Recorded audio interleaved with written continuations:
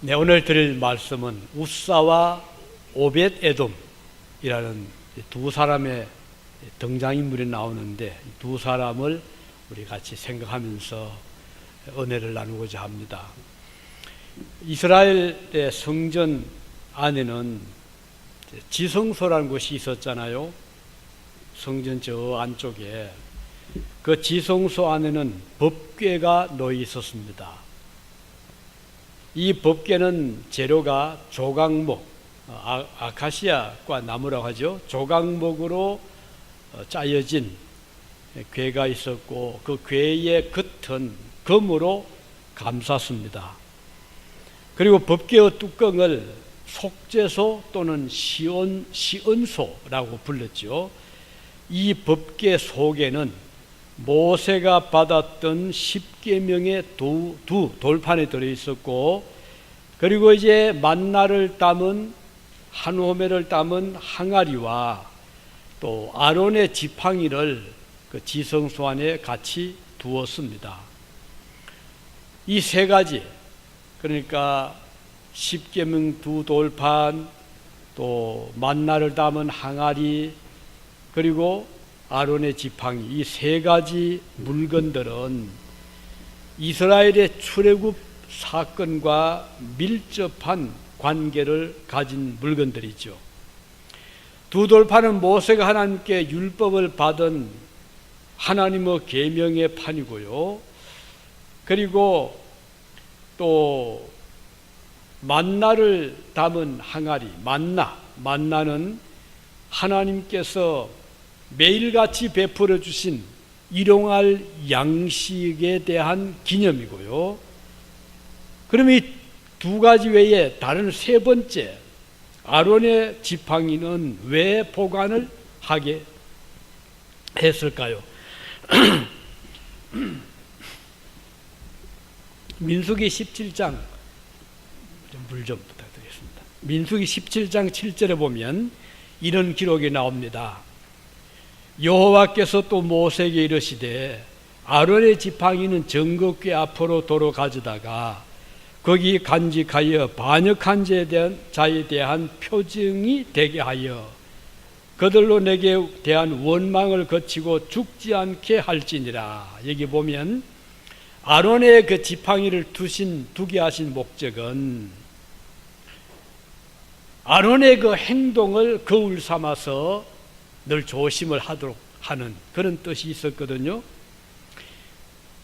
아론은 모세의 형이었습니다. 불행스럽게도 그는 모세가 40일 동안 하나님을 만나고 있는 동안에 우상을 만들어서 백성들과 함께 다시 애굽으로 가자 이렇게 선동을 했던 사람이었잖아요.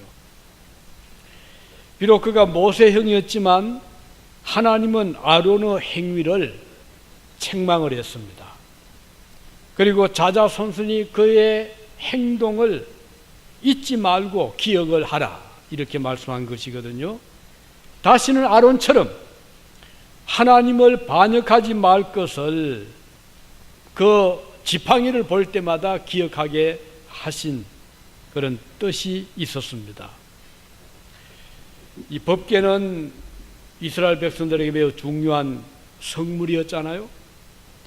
법궤는 하나님의 임재, 하나님의 존재를 의미하는 것이기 때문입니다. 백성들이 이스라엘 광야를 행진할 때 제일 앞에는 법궤를 맨 레위인들이 이끌어 인도를 했잖아요. 그 뒤를 따르는 백성들은 법궤의 인도함을 따라서 나감으로써 하나님의 인도, 하나님의 보호하심을 신뢰하게 되었고, 감사합니다. 그리고 또 이 광야 여정에 대한 여러 가지 그 두려움을 법궤를 봄으로써 늘 이길 수가 있었습니다. 자, 가나안 땅에 들어갔잖아요. 법궤를 어떻게 했죠? 법궤를 둘 장소가 필요했습니다. 당시 법궤는 기랏 여아림 사람 아비나답이라고 하는 집에 20년 동안을 보관을 했습니다. 그런데 이제 다윗이 자기 이제 궁을 지은 다음에 이 법궤가 마음에 걸립니다. 하나님 법궤를 아직 모셔 제자리 두지를 못했는데 내가 살고 있는 이 성에다가 보관해야 되겠다, 이런 생각을 했습니다. 그래서 다윗은 이제 사람들을 모았죠. 레위인들, 고핫 자손들, 제사장들을 다 불러서 한 3만 명을 기랏 여아림, 법궤가 있는 그 시골 마을로 모은 다음에 그 중에서 두 사람을 선택을 합니다. 한 사람은 아히오, 한 사람은 우사. 이 두 사람을 선택을 해서 너희들이 이 법궤를 내가 사는 성으로 옮겨주면 좋겠다. 그렇게 해서 이 법궤를 수레에 실었어요.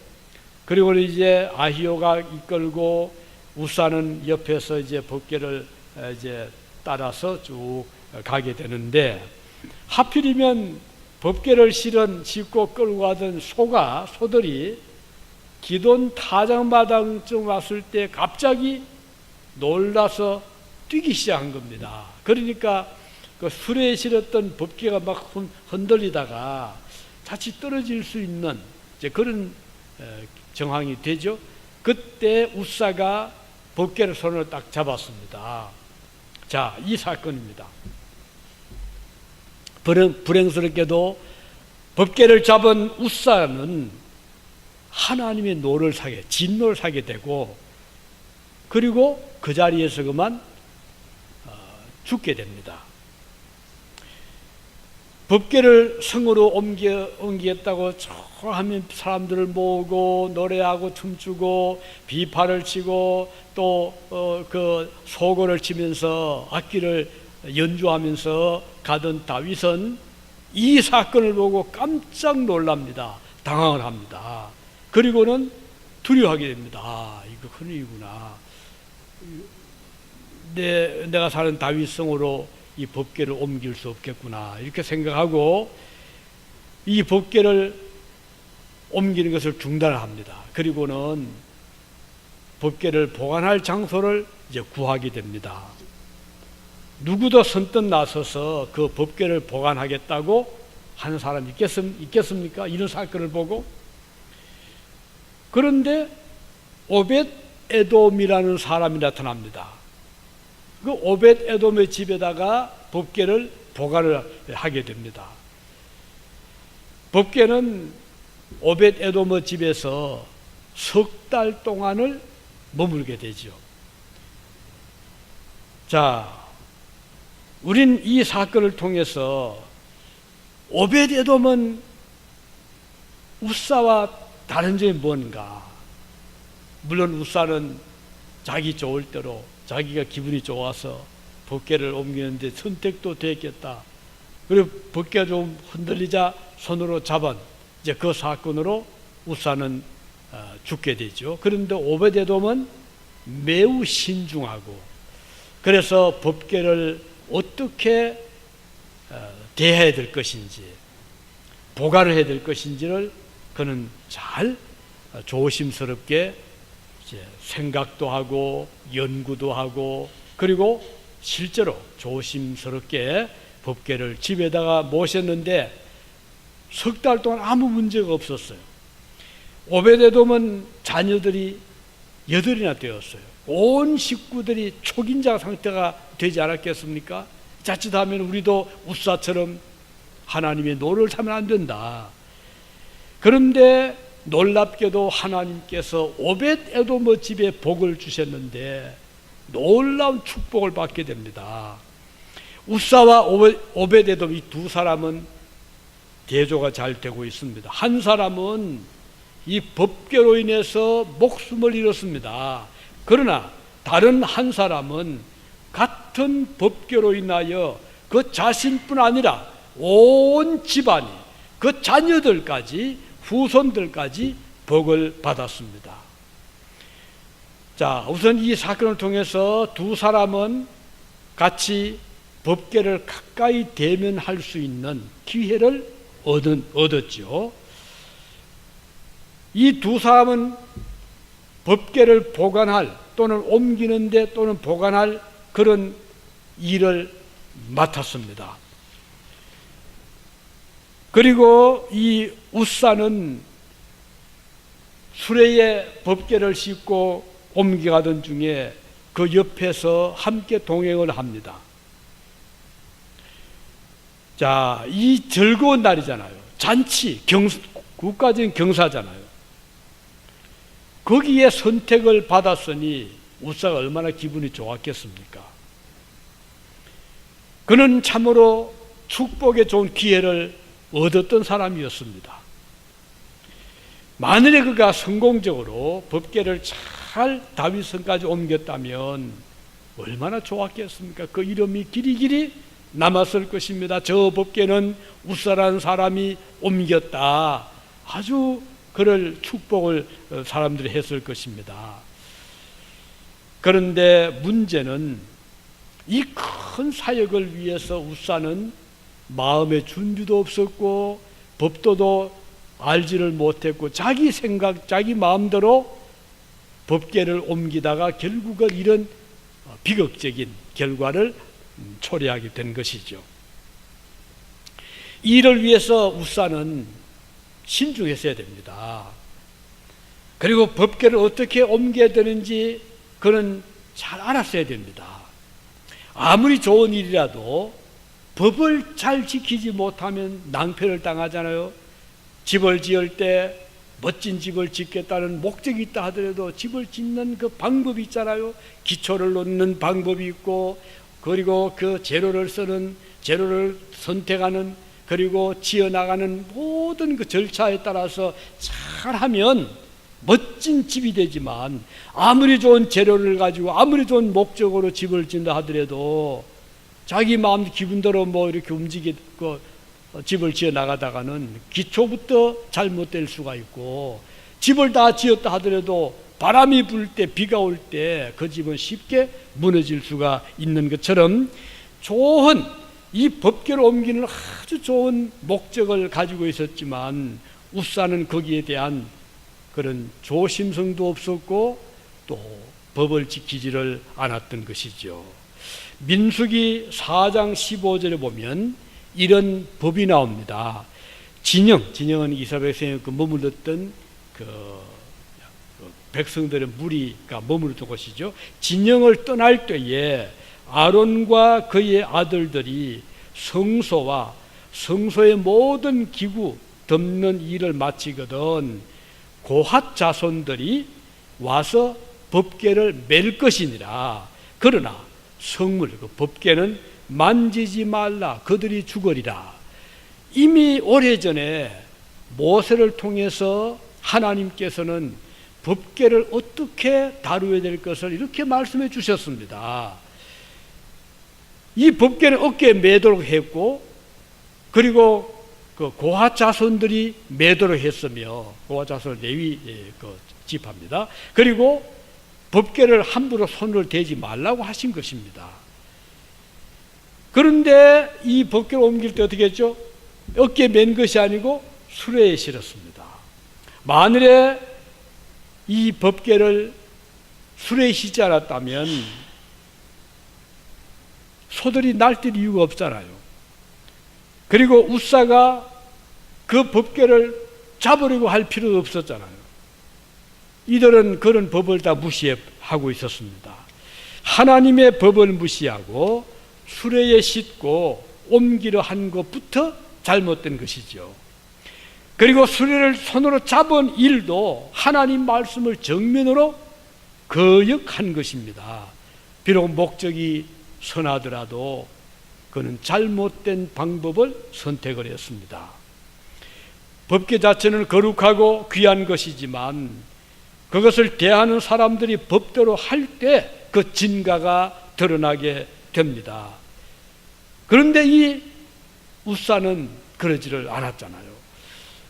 법궤를 옮기는 것은 좋은데, 목적은 좋은데 자기 생각대로 그냥 손을 쉽게 대었던 것입니다. 또 사실 법궤를 어떻게 다루냐, 이것은 매우 중요한 거거든요. 한 번은 이스라엘 백성들이 블레셋과 전쟁을 하게 되었습니다. 당시에 제사장은 엘리였었고 엘리에게는 두 아들 홈리와 비느하스가 있었는데 이 두 아들 가만히 생각하니까 전쟁에서 이겨야 되겠는데 이길 그런 어떤 성산이 보이질 않습니다. 아마 좀 군인이 약했던가 또는 자신감이 없었던가 믿음도 없었겠죠. 그래서 이 두 사람은 자 우리가 법궤를 가지고 전쟁터로 가자. 그러면 하나님 역사하지 않겠느냐. 이 법궤를 이용해서 전쟁을 이기겠다고 생각을 한 겁니다. 그리고 법궤를 가지고 옮겨 전쟁터로 가져갔어요. 결과 어떻게 됐죠? 이 홈리와 비느하스의 태도를 보고 하나님께서 전쟁 이기게 하셨나요? 아니죠. 법궤를 그렇게 사용하는 게 아니었거든요. 결과적으로는 전쟁에서 졌습니다. 그리고 법궤마저도 블레셋 군인들에게 빼앗기고 말았어요. 이런 비극적인 일이 이미 있었거든요. 전쟁을 이기기 위해서 법궤를 이용하려고 했던 것입니다. 사실 법궤는 하나님의 임재의 상징이거든요. 그래서 우리가 조심해서 법궤를 대해야 되는 것입니다. 하나님을 우리가 섬기고 믿고 하되 중요한 것은 개인적인 욕심을 이루기 위해서, 개인적인 목적을 이루기 위해서 하나님 이름을 함부로 부르지 말아야 되는 것입니다. 십계명 중에 제 세 번째가 뭐죠? 여호와 이름을 망령되이 일컫지 말아라. 함부로 하나님 이름을 갖다 붙여가지고 그렇게 하지 말라고 말씀했습니다. 우리 그리스도인들은 이 점을 명심해야 될 것입니다. 성도는 하나님을 섬기되 나의 개인적인 욕심을 이루기 위해서, 명예를 얻기 위해서, 내 뜻을 이루기 위해서 하나님 이름을 이용하려 해서는 안 된다는 것입니다. 우리가 하나님을 섬기는 것을, 사랑하는 것은 무슨 의미가 있죠? 주님께 대한 은혜에 대한 감사합니다. 하나님이 나를 사랑하셨고 내 많은 죄를 용서해 주셨고 나를 구원해 주셨습니다. 우리 주님이 십자가를 지시고 나를 대신하여 죽어 주셨습니다. 그는 무덤에 묻히시고 부활해 주셨습니다. 이 은혜 생각하여 우리는 주님의 영광을 위해서 살아가는 자들이잖아요. 우린 주님께 감사하는 자들입니다. 주님의 이름을 이용해서 내 개인적인 어떤 성공을 위해서, 이 세상에서 축복을 얻기 위해서 주님 이름을 부르는 자들이 아니라 나를 위해서 목숨까지 버려주신 우리 주 예수 그리스도를 생각할 때 너무 감사하잖아요. 너무 감격스럽잖아요. 그래서 우리는 주님을 기쁨으로 섬기고 봉사하고 주님의 뜻을 이루기를 원하는 것입니다. 자, 이것이 매우 중요한 거거든요. 이 웃사는 그런 생각이 없었어요. 오벳에돔 어떤 사람이었죠? 이 오벳에돔은 어느 날 법궤를 자기 집에 이제 보관을 하게 되는, 다윗이 보냈겠죠. 오벳에돔이 그 소문을 안 들었겠습니까? 저 법궤를 웃사가 옮기다가 하나님이 진노해서 죽었다더라. 그 두려운 물건이다. 이런 소문이 파다하게 퍼지지 않았겠습니까? 오벳에돔도 그 소문을 이미 들었을 것입니다. 그런데도 불구하고 그의 집에 법궤를 모시게 되었을 때 그는 거절하지 않습니다. 그렇게 하시죠. 해서 자기 집에 한 장소를 마련하고 법궤를 잘 모시게 됩니다. 이게 쉬운 일은 아니거든요. 그는 법궤를 집에다 모셔두었을 때 얼마나 긴장했겠습니까? 하나님의 법궤 아닙니까? 하나님의 임재의 상징이잖아요. 여러분 집에 귀한 손님, 귀빈이 오게 되면 여러분 얼마나 마음이 긴장됩니까? 손님 어떻게 모시지? 우선 손님을 위해서 여러 가지 가구도 또는 집안 청소도 음식의 준비도 여러 가지 신경을 많이 써야 될 것입니다. 아마 긴장하게 되잖아요. 더구나 자녀들이 많은 경우는 얼마나 아이들에게 닥달을 하겠습니까? 야, 떠들지 말아라. 지금 손님이 오셔 지금 쉬고 계신다. 조용히 해라. 함부로 이리저리 뛰지 말아라. 자녀들을 닥달을 하고 또 음식을 매끼마다 계획을 세우고 최선을 다해서 그 손님이 귀한 분일수록 그러지 않겠습니까? 그런데 우리 집에 지금 법궤를 모시고 있으니 너희들은 조심해라. 오베데돔이 얼마나 아이들에게 이야기를 했겠습니까? 아이들이 한둘이 아니에요. 여덟이나 되었어요. 그것도 남자아이들이니까 말처럼 막 뛰지 않겠습니까? 그런데 오베데돔은 아이들을 잘 이제 닥달해서 조심하거라. 우리 집에 하나님의 법궤를 모시고 있으니 정말 조심해야 된다. 함부로 가까이 가거나 거기 넘어지거나 손을 대지 말아라. 여러 가지로 주의를 주지 않았겠습니까? 오베데돔은 그 긴장감 속에서도 그리고 그런 제약 속에서도 부담을 안으면서도 그 일을 기쁨으로 잘 감당한 것입니다. 자, 우린 여기에서 오벳에돔의 아름다운 섬기는 모습을 보게 되는 것이죠. 석 달이 뭐 짧다면 짧을지 모르지만 초긴장 상태의 90일은 결코 짧은 시간이 아니죠. 매우 중요한 시간이잖아요. 자, 그런데 어떤 일이 일어났죠? 이 집에 14절에 보면 이런 기록이 나옵니다. 하나님의 괴가 오벳에돔의 집에서 그의 가족과 함께 석 달을 있으니라. 여호와께서 오벳에돔의 집과 그의 모든 소유에 복을 내리셨더라. 정말 이 한 귀절이지만 오벳에돔의 집에 하나님이 복을 내리셨더라. 이 3개월 기간 동안 가족들은 많은 제약을 받았을 것입니다. 삼가했을 것입니다. 조심했을 것입니다. 비록 법궤가 크진 않지만 그 법궤는 하나님의 임재를 상징하는 것이기 때문입니다. 집안에 큰 손님을 모시고 있는 것처럼 그들은 중압감을 가지고 있었을 것입니다. 자, 그런데 오벳에돔의 식구들은 전혀 거기에 대해서 뭐 부담을 느끼고 걱정하지 않았습니다. 아주 그들은 법도대로 법궤를 잘 보관을 했던 것입니다. 자, 이 8 아들들이 협조하잖아요. 부모에게 협조하고 그 법을 지켜나가고, 그러니 하나님 보실 때 얼마나 기쁘셨겠습니까? 그래서 하나님은 그 가정에 복을 주셨는데 역대상 26장 8절에 보면 이런 기록이 나옵니다. 이는 다 오벳에돔의 자손이라. 그들과 그의 아들들과 그의 형제들은 다 능력이 있어 그 직무를 잘하는 자이니 오벳에돔에게서 난 자가 62명이며, 이걸 보면요 8명의 자식들이 다 능력이 있어서 자기 일을 잘 감당을 했고, 그들에게서 또 아이들이 태어나고 해서 손주, 손자, 손녀, 징손자까지 합치니까 62명이 된 거예요. 그리고 다 아이들이 능력이 있었다. 스마트 머리도 좋고 일도 잘하고 어디 가도 자기 일을 처리해 나가는, 여러분 얼마나 귀한 일입니까?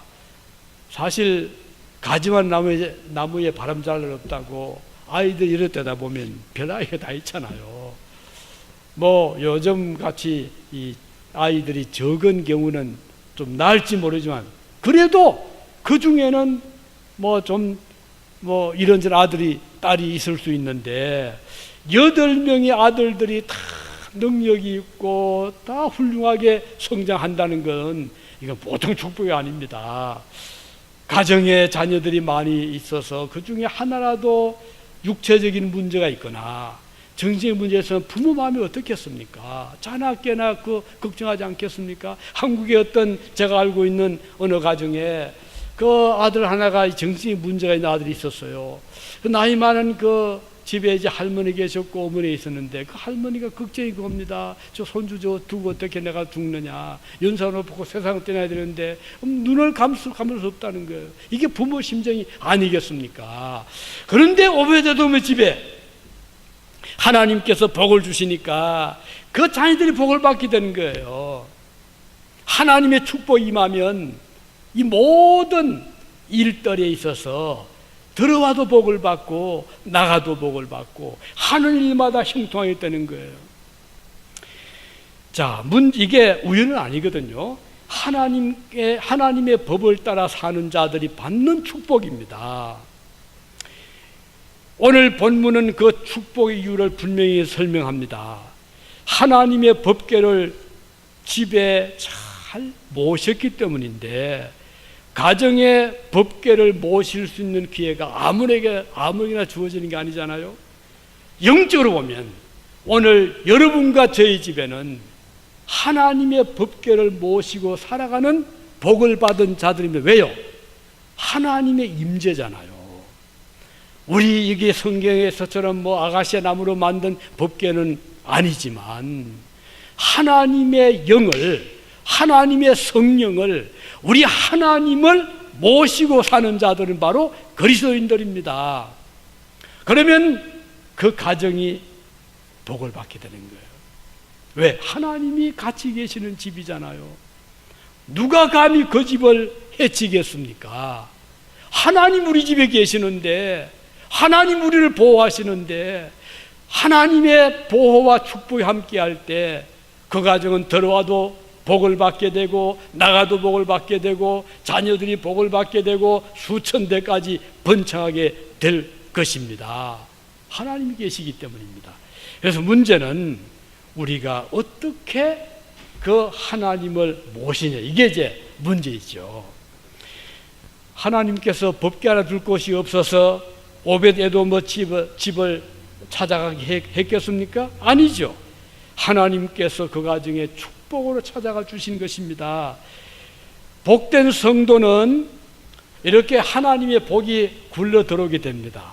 하나님의 복을 받을 수 있는 기회가 찾아온다는 말입니다.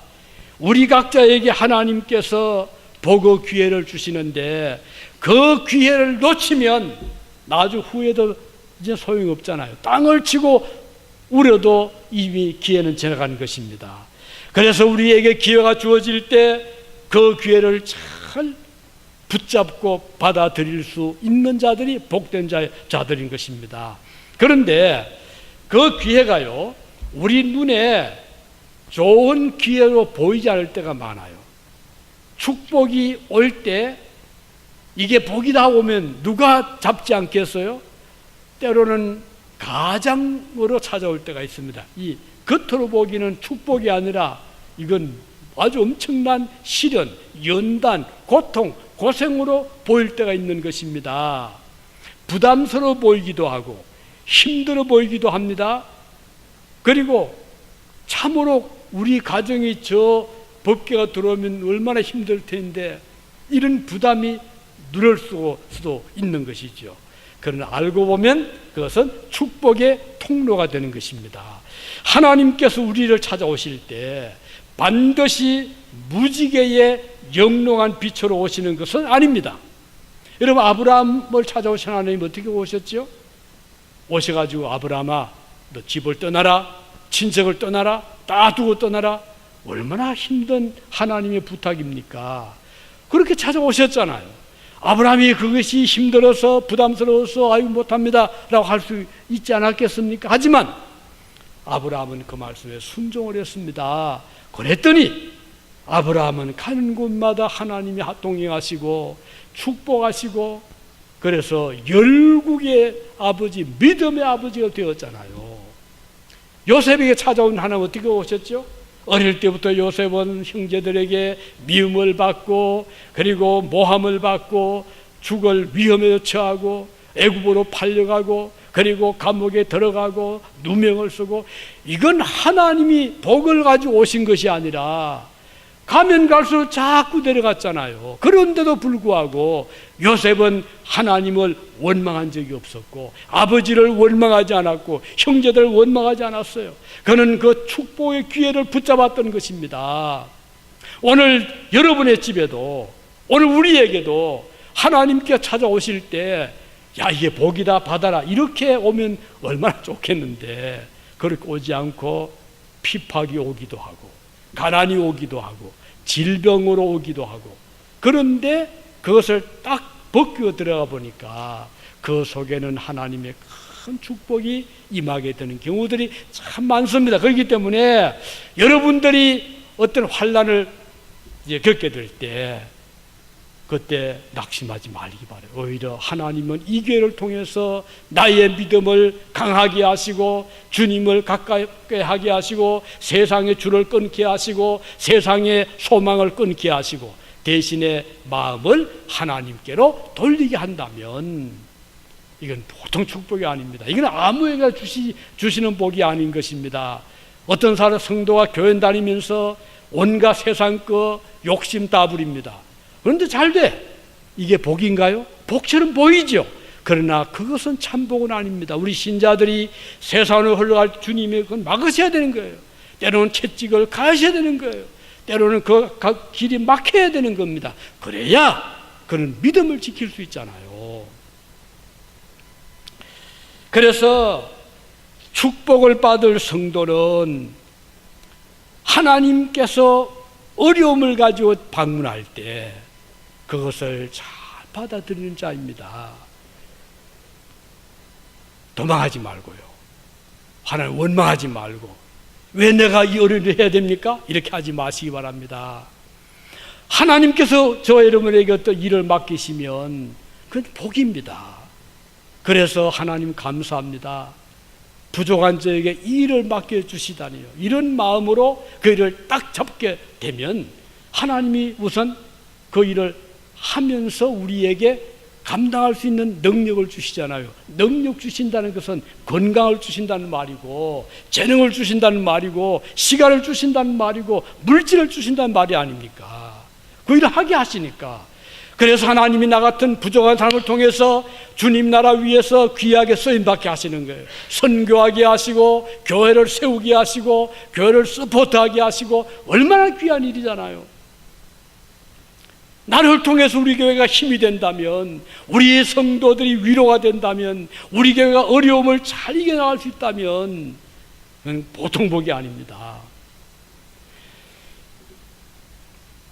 그래서 이런 일을 우리가 어떤 일을 하나님 맡길 때 그것이 직분이 될 수 있죠. 그것이 교회 여러 가지 직분이 될 수 있습니다. 그것이 재직이 집사님의 직이 될 수 있고 장로님의 직이 될 수 있고 권사님의 직이 될 수 있고 또는 성가대 대원의 직이 될 수 있고 주일학교 혹은 중고등부 또는 대학부 청림 교사가 될 수 있고 각각의 직분이 되는데 그걸 부담스럽게 여기고 힘드는데 나에게 집사를 막 일을 하게 하다니 나 이거 못해 이럴 수 있어요. 그럼 하지 않는 거잖아요. 그런데 그게 좋아 보입니까? 그때는 안 하니까 책임이 없으니까 좋아 보일지 모르지만 그것은 결코 좋은 일이 아니죠. 하나님이 나에게 이 직분을 맡겨주셨구나. 그래서 그 직을 맡은 최선을 다하는 그 부끄럽지 않게 직분을 받는데 부끄러워서 안 되잖아요. 부끄러워서 안 되잖아요. 과연 그는 참 훌륭한 집사님 맞습니다. 그는 정말 훌륭한 일을 잘 감당할 수 있는 분입니다. 훌륭한 권사님 참 좋잖아요. 교회에 든든한 기둥이 되잖아요. 그는 하나님 복을 받게 돼 있는 거예요. 그래서 에돔은 이 일을 맡았을 때 자기 집에 제일 좋은 자리에다 모시지 않았겠습니까? 제일 좋은 자리에 깨끗한 곳, 아주 보관하기 좋은 곳을 자리를 다 만들고 그 법궤를 모셔놓고 하나님을 대하듯이 그렇게 했지 않았겠습니까? 그러니 하나님이 얼마나 기뻐하셨겠어요. 그러니 하나님이 복을 주시는데 제일 큰 복이 뭐죠? 자녀들이 잘 되는 거 아닙니까? 내 당대에 아무리 잘 되다가 자녀들 폭사가 망하면 이게 복입니까? 여러분들이 이민을 오신 분들이 계시는데 이민 와서 보람이 뭔가요? 아이들 공부시키고 아이들 잘 뒷바라지해서 성공하면 그 보람이 되잖아요. 우리가 주님을 섬기면서 하나님의 축복을 놓쳐서 안 됩니다. 그 놓치지 않는 길이 바로 주님이 기회를 주실 때 받는 거예요. 그 기회를 딱 붙잡는 거 아닙니까? 아마 말씀드렸을 겁니다.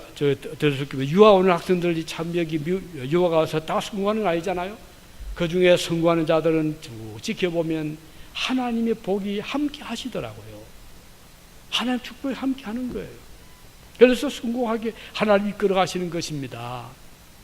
열흘 전에 우리 학생들 선배죠. 서울 연세대 졸업한 김성민 씨. 그 당시에 그 데모가 아주 심할 때입니다.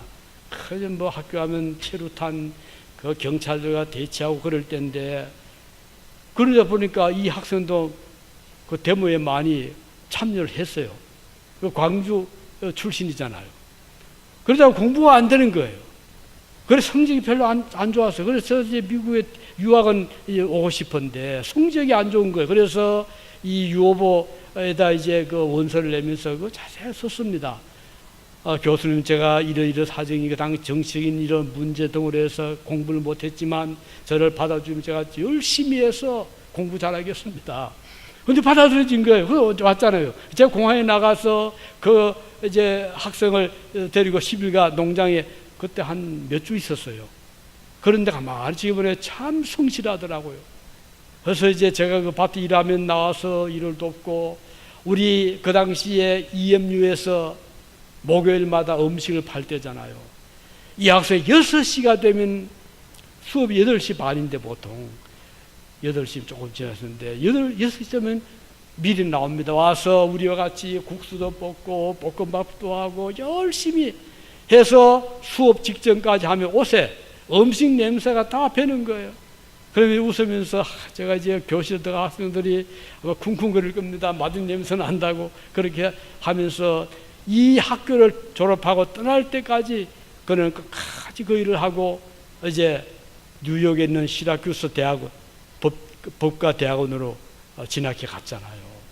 지금은 그분이 시카고에서 변호사로 활동하는데 지금도 감옥 같은 데 가서 어려운 자 돕고 참 좋은 일 많이 하고 있더라고요. 자, 그가 만약에 있을 동안 저거 바쁜데요, 저 공부 바쁜데 하고서 안 할 수 있잖아요. 그럼 우리가 어떻게 하겠어요? 열심히 공부하라고 해야죠. 그런데 그분은 다 사명을 알고 있더라고요. 어려운 교회를 위해서 제가 좀 돕는 것이 저는 기쁩니다. 열심히 돕더라고요. 하나님이 그를 버리지 않더라고요. 참 가난했습니다. 그다음 그를 서포트하던 장로님 한 계셨는데 사업이 잘 안 돼가지고 굉장히 힘들었어요. 어떤 때는 아침 먹을 음식이 없었는 거예요. 그럼에도 불구하고 무사히 학업을 잘 끝내도록 하신 분은 하나님이셨습니다. 오늘 저와 여러분들이 어떤 일을 맡게 될 때 부담을 느껴야 됩니다. 부담스럽습니다. 부담을 느껴야 됩니다.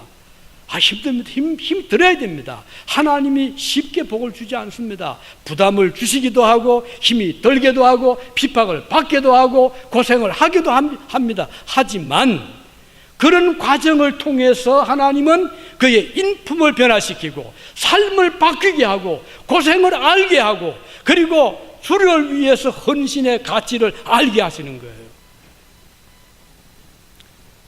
그래서 이런 그 과정을 잘 통과하면 그는 어디에 가도 귀하게 쓰임받는 일꾼으로 여기 오벳 에돔처럼 하나님이 쓰실 것입니다. 바라기는 오늘 여러분과 제가 이 어려운 이런 그 이민 생활을 하면서 또는 유학 생활을 하면서 또 이제 우리 교회가 넉넉한 교회가 아니잖아요. 하지만 우리는 지금 최선을 다하고 있습니다. 그래서 우리가 이런 일을 해서 그동안 우리가 무에서 하나님 은혜로 이렇게 예배처를 마련하고 또 우리는 틈틈이 그래도 선교 사역을 합니다. 수요일마다 우리가 그래도 20년 가까이 했잖아요. 우리가 그거 가지고 칭찬받을 게 있나요?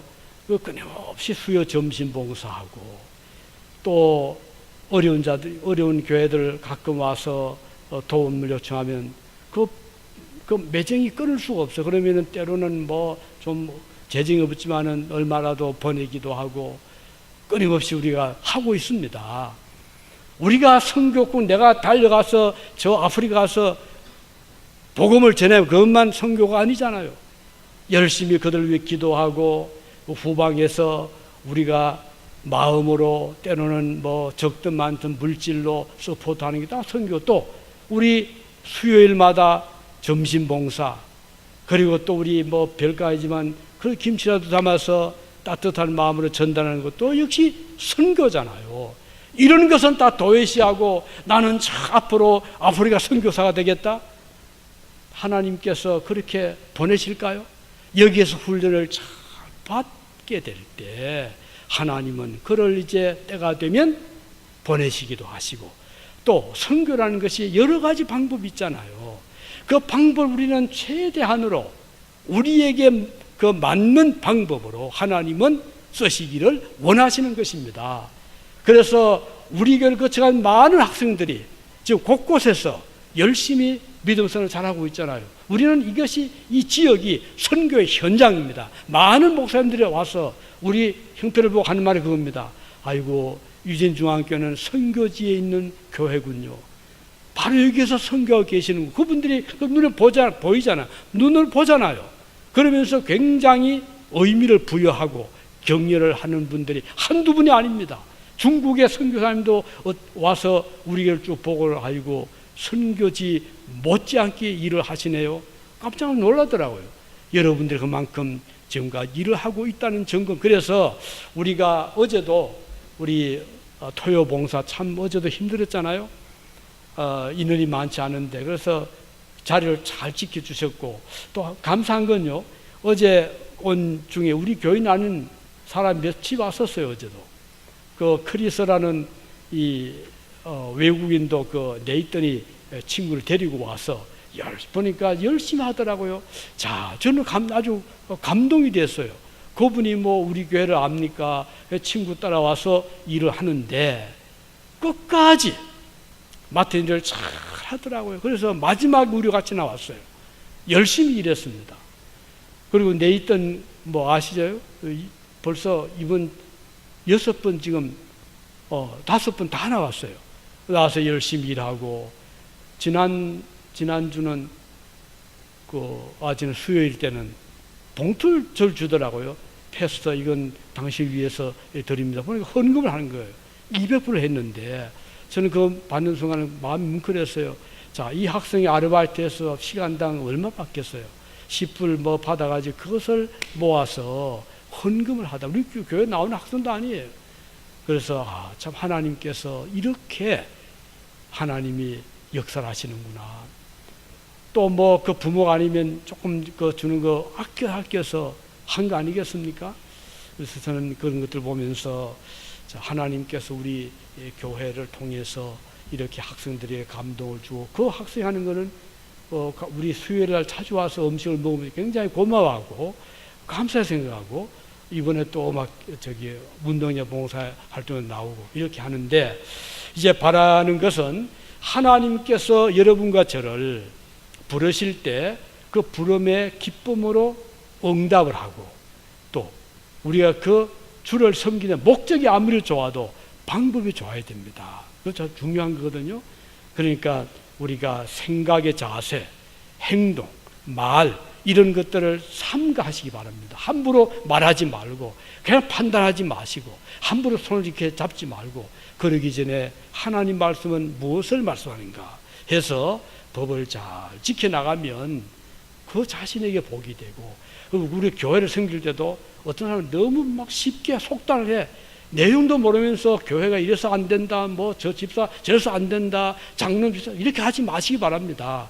다 사정이 있잖아요. 그러니까 신중하게 함부로 비판하지 말고 함부로 재단하지 마, 함부로 판단하지 마시고 아주 신중하게 하나님의 말씀에 우리가 순종하는 그런 자세로 겸손한 마음으로 주님을 잘 섬겨 나가시기를 간절히 부탁을 드립니다. 기도하시겠습니다.